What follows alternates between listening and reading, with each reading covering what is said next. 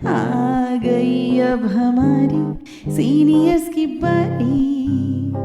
नई नई नई ये बातें, नई है जानकारी। आ गई अब हमारी सीनियर्स की बारी। इनके अनुभव से अपनी बदली दुनिया सारी।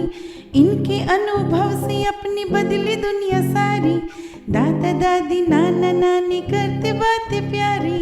सुन लो तुम, समझ लो तुम, हाँ सुन लो तुम, समझ लो तुम। सुन लो तुम, समझ लो तुम, बात ये हमारी। खुश रखोगे इनको तो होगी खुशी तुम्हारी। नई बात है ये देखो, नई जानकारी। आ गई अब हमारी सीनियर्स की बारी। दुनिया इतनी तरक्की कर चुकी है, साइंस इतनी आगे बढ़ चुकी है, लोग ओपन माइंडेड हो चुके हैं, पर फिर भी माहवारी एक ऐसा मुद्दा जो केवल महिलाओं से जुड़ा हुआ मुद्दा होने के बावजूद या हमेशा कई समाजों में गोपनीय और मिथकों से घिरा हुआ रहा है। पर यह सब क्यों? आखिर क्या वजह है इसकी? आइए कुछ पल बैठते हैं बुजुर्गों की छांव में। जो देखी है उनकी आंखों ने जिंदगी के ढेरों अनुभव, उन अनुभवों से अनुभव हम आज लेते हैं।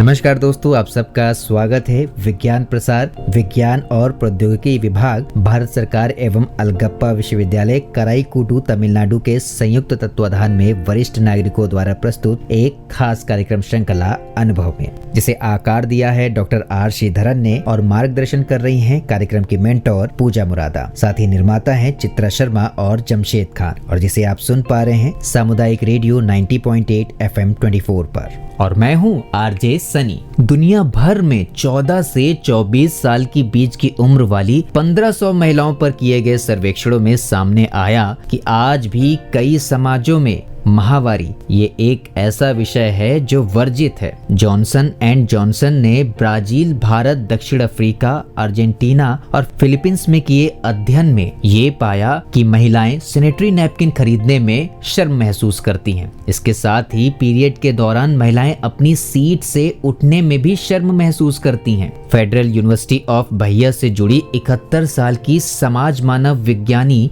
सेसिला सर्डेनबर्ग बताती हैं कि उन्हें अपना पहला पीरियड उस दौर में हुआ था जब लोग मुश्किल से ही इस बारे में बात करते थे। वो कहती हैं कि इस विषय में शर्म को दूर करने के लिए जरूरी है कि महिलाएं इस पर बात करें। वैसे दोस्तों, आज के अनुभव कार्यक्रम की इस कड़ी में हमारे सीनियर सिटीजन इसी मुद्दे पर बात करेंगे। विषय है माहवारी और उससे जुड़ी जानकारियां, और इस विषय पर जानकारी देने के लिए विषय विशेषज्ञ हैं डॉक्टर सुमन गोयनका, जो कि एक बहुत अच्छी गायनोकोलॉजिस्ट हैं। साथ ही सहयोगी senior citizen Mrs Veena Maheshwari और मिसेस कावेरी बनर्जी भी शामिल हैं, और इंटरव्यूअर हैं अमिता शाह। तो चलिए प्रवेश करते हैं आज के इस कार्यक्रम में। नमस्कार दोस्तों, मैं हूं आपकी दोस्त एवं होस्ट अमिता शाह। मैं आशियाना उत्सव भिवाड़ी में रहती हूं और मैं FM 24 भिवाड़ी की ओर से अनुभव कार्यक्रम के तहत आपके लिए एक बहुत ही दिलचस्प बातचीत वाला कार्यक्रम लेके आई हूँ। मेरे साथ आज एक विशेषज्ञ हैं डॉक्टर सुमन गोयनका, जो एक गायनोकोलॉजिस्ट हैं, जो लेडीज़ की बीमारियों के लिए जो तकलीफ़ें उन्हें होती हैं उसकी विशेषज्ञ हैं। और हमारे साथ दो और मेहमान हैं, मिसेस वीना महेश्वरी और मिसेस कावेरी बैनर्जी। आप सबका बहुत तहे दिल से स्वागत, नमस्कार। धन्यवाद। और सुमन जी, कैसी हैं आप? बहुत अच्छी, धन्यवाद जी। आज आप हमारे श्रोताओं को गायनोकोलॉजी जो आपका विशेष टॉपिक है उसके बारे में बच्चियों के लिए और लेडीज़ के लिए आप क्या मैसेज देना चाहती हैं? धन्यवाद अमिता जी। मैं डॉक्टर सुमन गोयनका, स्त्री एवं प्रसूति रोग विशेषज्ञ। मैं छोटी बच्चियों से लेकर बड़ी स्त्रियों तक उनके जीवन में जो गायनी को लेके प्रॉब्लम्स आती हैं उसके विषय में जो भी आप प्रश्न पूछेंगे उसको मैं बताना चाहूँगी। वीना जी से थोड़ी देर पहले बात हो रही थी और वो कह रही थी कि उनके पास कोई सवाल हैं जिनके जवाब आपके पास हैं। वीना जी। डॉक्टर साहब, आमतौर पर माएँ अपनी बेटियों को माहवारी आने से पहले उसके बारे में कुछ नहीं बताती हैं, संकोचवश या अज्ञानता से। इस कारण प्रायः लड़कियां घबरा जाती हैं। आप इस बारे में माओं को क्या सलाह देना चाहेंगी? धन्यवाद वीना जी, बहुत ही उचित प्रश्न है आपका। हमारे देश में आज भी माहवारी के विषय में बात करना एक तरह का टैबू माना जाता है और माताएं अपनी लड़कियों को इस विषय में कुछ नहीं बताती हैं, जिससे वे बहुत घबरा जाती हैं जब उनको इसका सामना करना पड़ता है। तो मैं सभी माताओं से और स्पेशली जो स्कूल में उनकी शिक्षिकाएं होती हैं उनसे ये प्रार्थना करना चाहूँगी कि जब बच्ची 9-10 वर्ष की हो जाए तो उसे ज़रूर बताएं कि अब उसके जीवन में मानसिक और शारीरिक परिवर्तन होने वाले हैं और उसको महीने के महीने रक्तस्राव होगा, ब्लीडिंग होगा, जिससे कि वो अपने आप को मानसिक और शारीरिक रूप से तैयार कर लें। इसके साथ ही माँ को उन्हें ज़रूर बताना चाहिए कि हर महीने जब ये आए और जब शुरू हो तो उसके बचाव के लिए उन्हें क्या क्या और किस तरह के उपाय करने चाहिए। आई थिंक बीना जी, मैंने आपके प्रश्न का जवाब। धन्यवाद जी। कावेरी जी भी हैं यहाँ पे, और कावेरी जी कुछ सवाल पूछिए आप हमारे विशेषज्ञ से। हाँ जी डॉक्टर सुमन, आप बहुत कुछ आपने हमको बताया, हम लोग को बहुत कुछ पता चला। मैं पूछना चाहती हूँ कि पहली बार माहवारी होने पर क्या परेशानियों का सामना करना पड़ता है? देखिए, माहवारी पहले तो ज़्यादातर 12-14 वर्ष की बच्चियों को होती थी। अभी 9-10 वर्ष की उम्र में भी बच्चियों को होने लगी है, जिससे वो बहुत घबरा भी जाते हैं और कई बार ऐसा होता है कि एक बार ब्लीडिंग होती है, फिर बंद हो जाती है, फिर 4-6 महीने के बाद दोबारा माहवारी शुरू होती है। तो ये कोई परेशानी की बात नहीं है, ये एक नेचुरल प्रोसेस है। दूसरी परेशानी ये होती है कि किसी किसी को ब्लीडिंग होती है जो बंद ही नहीं होती है। तो ऐसे में ज़रूरी है कि आप किसी भी विशेषज्ञ को संपर्क करें और उसकी दवाई अवश्य दें, क्योंकि अगर ज़्यादा बच्ची को ब्लीडिंग हो रही है और आप उसकी दवाई नहीं देंगे तो उसको खून की कमी हो जाएगी। ये बहुत बड़ी परेशानी की बात है, जिसको हमारे ग्रामीण क्षेत्र में बिल्कुल भी छुपाते हैं, बताते नहीं हैं, ये गलत है। दूसरी चीज़ है कि बच्चों को पेट में दर्द की शिकायत होती है और पेट दर्द की दवाई कोई नुकसान नहीं करती है। ये भी एक भ्रांति है कि महीने के दौरान दवाई नहीं देनी चाहिए, जो बहुत नुकसान करती है। इसलिए ज़रूर से दर्द की दवाई दें ताकि उनकी दैनिक दिनचर्या में कोई भी खलल ना आए और वो इस चीज़ को एक नॉर्मल तरीके से ले सकें। बहुत अच्छी बात है। डॉक्टर साहब, मेरा भी एक प्रश्न है। हमारे समाज में माहवारी के समय क्या खाना चाहिए, क्या नहीं खाना चाहिए? कोई कहता ठंडा खाओ, नहीं खाओ, व्यायाम करना चाहिए या नहीं, दर्द होने पर दवाई नहीं खानी चाहिए, आदि अनेकों भ्रांतियाँ हैं। अब एक डॉक्टर होने के नाते आप हमें बताएं कि क्या पीरियड्स में इन सब बातों को मानना चाहिए या एक नॉर्मल दिनचर्या बताएं? सबसे पहले बात तो ये ज़रूरी है कि सबको ये जान लेना कि माहवारी कोई बीमारी नहीं है। ये एक नॉर्मल फिजियोलॉजी है, एक प्राकृतिक क्रिया है जो स्त्री के शरीर में होती है। इस समय किसी भी प्रकार का खान पान का परहेज करना या आपकी फिजिकल एक्टिविटी, छोटे बच्चों को स्पोर्ट्स नहीं खेलने देना, ये बहुत ही गलत है। इसके कारण उनका मानसिक तनाव और बढ़ता है, जिसके कारण उनकी परेशानियां और बढ़ जाती हैं।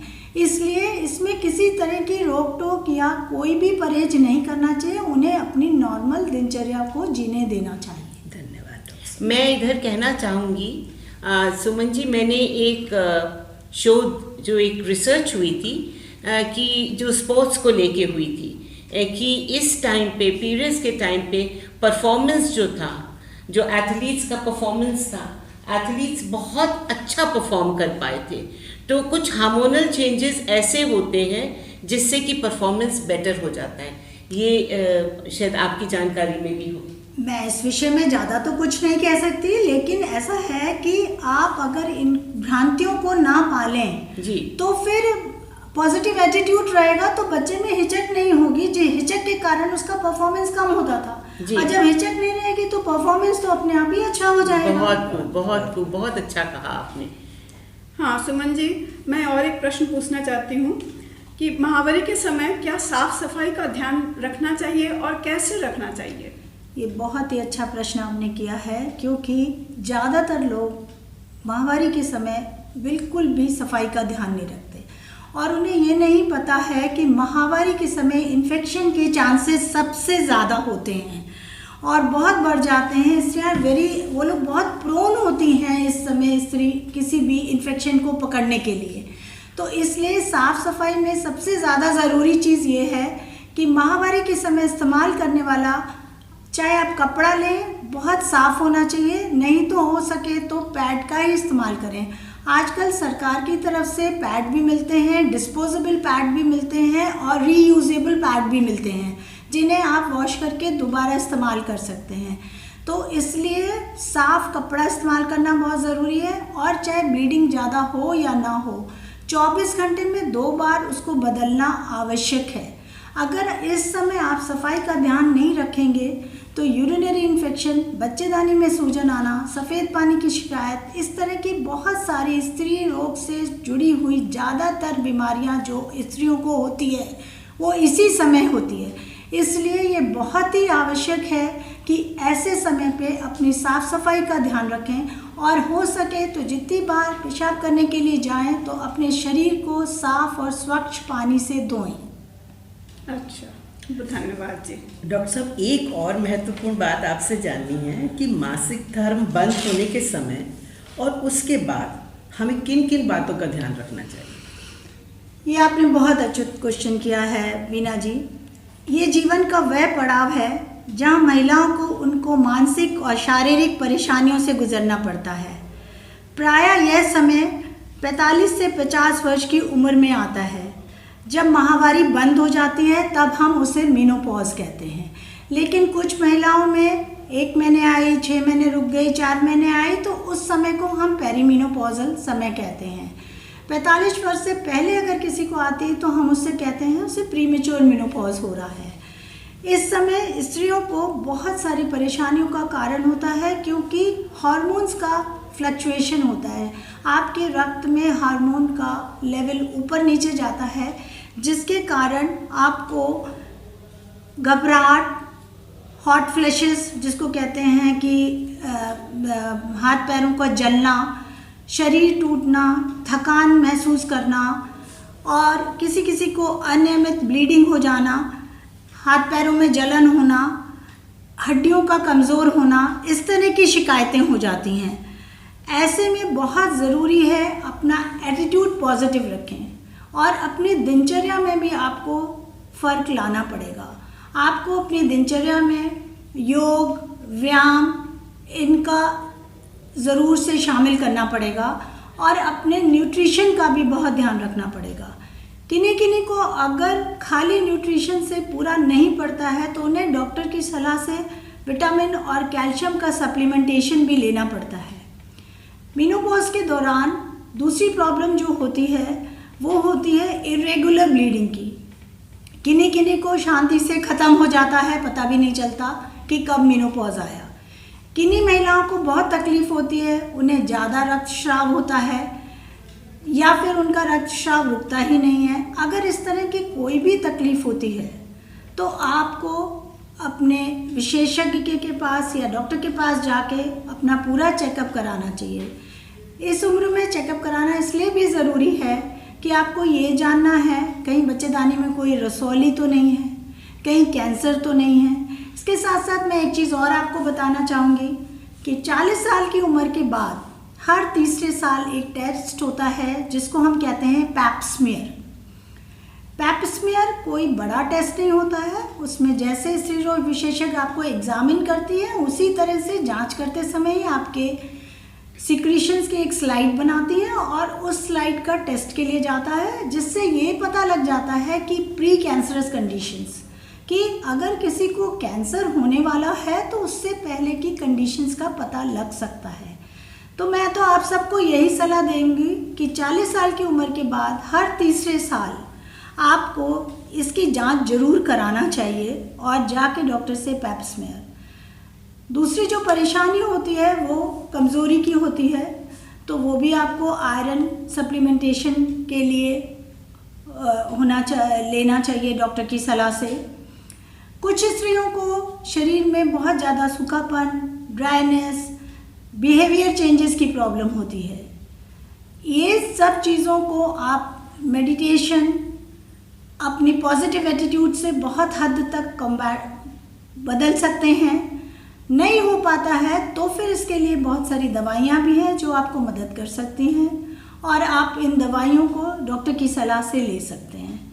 इस विषय में अगर आप और कुछ जानना चाहते हैं तो प्रश्न पूछे तो मैं बता सकती हूँ। और श्रोताओं, आपने सुमन जी की पूरी बात सुनी होगी और इस पे आप अमल कीजिए।